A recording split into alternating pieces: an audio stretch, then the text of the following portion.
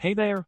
Today we are tackling a problem that might arise when creating a 3D plot with the RGL package. Our issue involves wanting to use a log transform z-axis while displaying the raw values instead of the log values on the z labels. Tricky, right? Now, let's dive into the solution.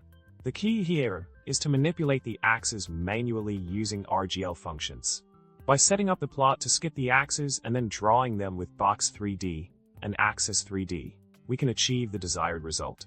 It involves a bit of manual work, but it gets the job done effectively.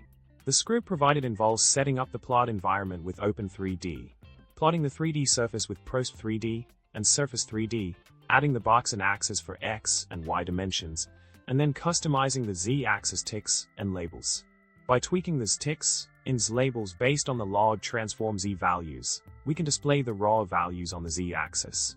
In summary, by leveraging RGL functions and a bit of manual adjustments, we can customize the plot to show the desired Z-axis labels while using a log transformation.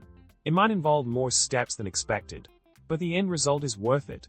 Now go ahead, give it a try, and impress your colleagues with your log transform 3D plots. Thanks for tuning in. Don't forget to subscribe, like the video, and leave a comment below. Until next time, happy coding!